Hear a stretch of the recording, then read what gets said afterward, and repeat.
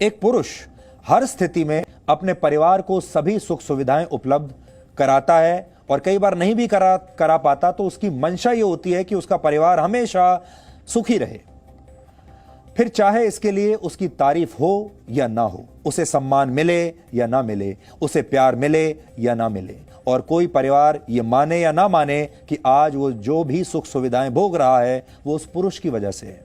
पुरुषों पर सख्त और संवेदनहीन होने का अक्सर आरोप लगता है, लेकिन पुरुष युवा अवस्था से लेकर बुढ़ापे तक जिन पड़ावों से होकर गुजरते हैं उन्हें अगर आप ठीक से समझ जाएंगे तो आप पुरुषों को भी सही तरीके से आज से समझना शुरू कर देंगे, क्योंकि पुरुष होना आसान काम नहीं है। आज हम पुरुषों के जीवन के उन 6 चैप्टर्स को आपके सामने रखना चाहते हैं जिन अध्यायों में हर पुरुष की कहानी छिपी है, और अगर पुरुष इस समय हमें देख रहे हैं तो शायद वो इस बात को समझेंगे और जो बातें आज हम आपको बताने वाले हैं उन बातों को जब आप सुनेंगे तो उन्हें लगेगा आपको कि शायद आप ही के जीवन की कहानी हम कह रहे हैं। जैसे पुरुषों को उन्हें मिलने वाले नंबरों के आधार पर ही आंका जाता है, उनके प्रयासों को कोई नहीं देखता। इसके बाद पुरुष पारिवारिक जिम्मेदारियां निभाने के लिए अपने सपने भूलने पर मजबूर हो जाते हैं। पुरुषों से कह दिया जाता है कि परिवार की जिम्मेदारी उनके कंधों पर है, इसलिए उन्हें अपने सपने पीछे छोड़ने पड़ेंगे, अपने प्यार को भूल जाना पड़ेगा। पुरुषों से उम्मीद की जाती है कि वो खुद को एक्स्ट्रा ऑर्डिनरी साबित करें, जबकि ऑर्डिनरी यानी सामान्य होने में कुछ भी गलत नहीं है, लेकिन हर पुरुष और हर लड़के से ये उम्मीद की जाती है कि उसे एक्स्ट्रा ऑर्डिनरी होना चाहिए। पुरुषों के व्यक्तित्व का निर्माण कुछ इस तरीके से होता है कि वो अपने माता पिता तक को कई बार गले लगाने से हिचकते हैं, संकोच करते हैं। एक पुरुष अपने बच्चों से प्यार तो बहुत करता है, लेकिन जब वो पिता बन जाता है तो अपने बच्चों से भी वो इसका इजहार खुलकर नहीं कर पाता। यानी जब वो बच्चा होता है तब अपने पिता को गले नहीं लगा पाता, और जब वो पिता बन जाता है तब वो अपने बच्चों को गले नहीं लगा पाता, उसे संकोच होता है। और जब पुरुष रोना चाहते हैं तो उनसे कह दिया जाता है कि मर्द रोते नहीं, लड़के रोते नहीं। लेकिन सच यह है कि बहुत सारे पुरुष दिल खोलकर आज भी इस समय भी रोना चाहते हैं, और जब वो ऐसा नहीं कर पाते तो वो अक्सर मानसिक परेशानियों का शिकार होते चले जाते हैं। भारत में करीब 15% पुरुषों को कोई ना कोई मानसिक समस्या है, और ये मानसिक समस्याएं कई बार आत्महत्या की वजह भी बन जाती हैं। और कई बार बहुत सारे ऐसे पुरुष हैं जो आत्महत्या तो नहीं करते, लेकिन वो जिंदा भी नहीं होते। लेकिन कुल मिलाकर पुरुषों की समस्याओं को सिर्फ आंकड़ों की शक्ल में देखना भी ठीक नहीं है। हमारे लिए बहुत आसान है, हम आपको आज बहुत सारे आंकड़े दिखा सकते हैं, दिखा भी देंगे, लेकिन आंकड़ों से भावनाएं समझ में नहीं आती। आंकड़े आपको समस्या के बारे में तो बताते हैं, लेकिन वो कई बार आपको इसकी वजह और इसका समाधान नहीं बताते।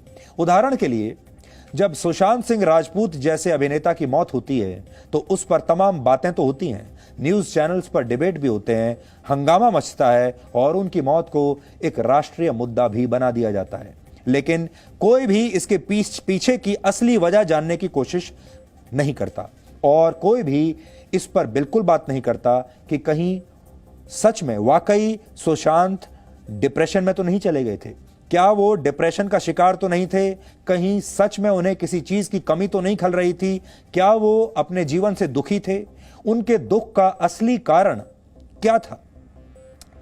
जिस लड़के के पास सब कुछ था, वो सब कुछ जिसका बाकी के लोग सिर्फ सपना देख सकते हैं, जो लड़का सफल था, उसने भला मौत का रास्ता क्यों चुना। आज इंटरनेशनल मेंस डे के मुद्दे पर सुशांत सिंह की बात करना इसलिए जरूरी है क्योंकि उनकी मौत कैसे हुई ये अभी तक साफ नहीं हो पाया है, और देश आज भी इंतजार कर रहा है ये जानने के लिए कि सुशांत सिंह को क्या हुआ था। क्या सुशांत सिंह की हत्या हुई थी, या सुशांत सिंह दुखी थे, उन्हें हत्या की गई, उन्हें मार दिया गया, या फिर वो डिप्रेशन में थे, उन्हें किसी बात का दुख था।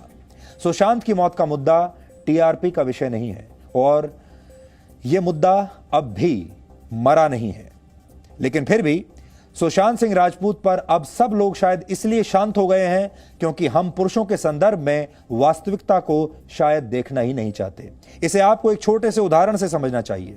सुशांत सिंह राजपूत अक्सर एक काले रंग की टी शर्ट पहना करते थे जिस पर लिखा होता था श्रोडिंगर्स स्माइली। इस टी शर्ट पर श्रोडिंगर शब्द के साथ साथ एक स्माइली बना हुआ था और वो स्माइली इस तरह से बना था कि स्माइली जो खुश भी है और दुखी भी है, यानी ये स्माइली ऐसा था जो खुश भी है दुखी भी है। ये स्माइली एक साथ हैप्पी भी है और सैड भी है। सुशांत सिंह राजपूत बहुत पढ़े लिखे थे और उन्हें विज्ञान में बहुत रुचि थी और वो अक्सर ऐसी चीजों के बारे में पढ़ते लिखते थे जिनके बारे में बहुत सारे लोगों को शायद पता भी नहीं होता। और श्रोडिंगर स्माइली भी एक ऐसा ही कॉन्सेप्ट है। एरविन श्रोडिंगर ऑस्ट्रिया के एक क्वांटम फिजिसिस्ट थे। उन्होंने एक काल्पनिक प्रयोग किया था, यानी इस प्रयोग की सिर्फ कल्पना की गई थी और इसे हकीकत में अंजाम नहीं दिया गया था।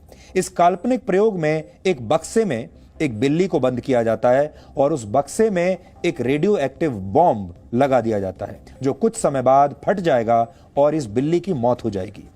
अब क्वांटम फिजिक्स के मुताबिक सभी वास्तविकताएं उसे देखने वाले पर निर्भर करती हैं, इसलिए जब तक कोई उस बक्से को खोलकर देख नहीं लेता तब तक आप मान सकते हैं कि बॉम्ब फट गया, या आप यह भी मान सकते हैं कि बॉम्ब नहीं फटा।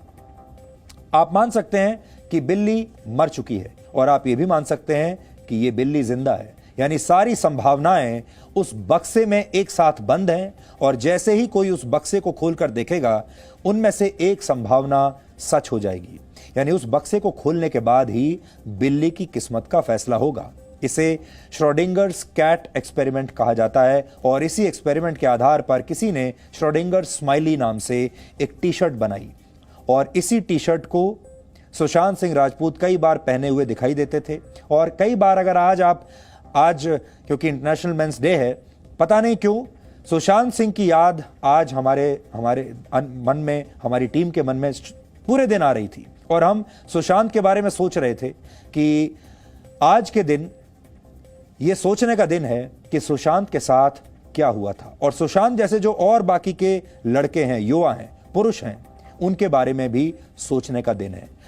इसलिए आज हम फिर से ये कहना चाहेंगे कि सुशांत की मौत की जो जांच है वो अभी तक पूरी नहीं हुई है। देश आज भी इंतजार कर रहा है ये जानने के लिए कि सुशांत को क्या हुआ था और कोई एजेंसी सीबीआई जैसी एक ना एक दिन, भगवान करे वो दिन जल्दी आए, एक ना एक दिन ये जरूर स्पष्ट करे कि सुशांत सिंह राजपूत को हुआ क्या था। क्या उनकी हत्या की गई थी? क्या उन्होंने आत्महत्या कर ली थी? उन्हें किसी बात का दुख था? कोई ऐसा व्यक्ति था उनके जीवन में जो उन्हें लगातार परेशान कर रहा था, या फिर किसी ने उनकी हत्या की है? लेकिन जो भी है वो सीबीआई बताएगी। लेकिन इस देश के लोग आज भी बेसब्री से इंतजार कर रहे हैं कि सुशांत को क्या हुआ था। और आज सुशांत के बारे में जो हम आपको बता रहे हैं, सुशांत इस तरह की जो टी शर्ट पहनते थे, इसी तरह ज्यादातर पुरुष भी मनोवैज्ञानिक रूप से एक बक्से में बंद हैं जहां वो शायद खुश भी हैं और शायद दुखी भी हैं। ये स्थिति हर पुरुष की होगी, वो शायद खुश भी है और शायद दुखी भी है। जब आप उससे पूछेंगे तो कभी कहेगा कि वो खुश है, लेकिन कभी कभी ये भी कहेगा कि वो बहुत दुखी है। सच्चाई क्या है आपको इसका पता तभी चलेगा जब आपका कोई अपना उस बक्से को खोलकर देखेगा। इसलिए आज जब डीएनए समाप्त हो जाए तो उस बक्से को खोलकर जरूर देखिएगा। इसलिए अगर आपके आसपास कोई ऐसा पुरुष अकेलेपन के बक्से में बंद है तो यह आपका कर्तव्य है कि आप उस बक्से को खोलें और उस पुरुष की स्थिति क्या है इसे समझने की कोशिश जरूर करें। आज इंटरनेशनल फिलॉसफी डे भी है, इसलिए आज आपको पुरुषों के संदर्भ में एक बात फिलॉसफी के नजरिए से भी समझनी चाहिए। कहा जाता है हर पुरुष के अंदर एक नारी के भी गुण होते हैं, इसलिए हमारे पुराणों में ईश्वर के अर्ध नारीश्वर रूप की भी पूजा की जाती है। एक आदर्श पुरुष वो होता है जिसके अंदर दया और करुणा की भावना होती है। हमारा समाज पुरुषों के आंसुओं को उनकी कमजोरी मान लेता है, लेकिन ऐसी सोच गलत है और इस सोच को हमें यहीं पर रोक देना चाहिए। एक पुरुष के विचारों में भावुकता होना कहीं से भी गलत नहीं है, उसके स्वभाव में कठोरता या दृढ़ता होना भी गलत नहीं है, लेकिन एक आदर्श पुरुष के अंदर महिलाओं के प्रति सम्मान का भाव जरूर होना चाहिए। इस बात का हमेशा ध्यान रखिए। Presenting B News app available on Google Play and App Store. Download it now.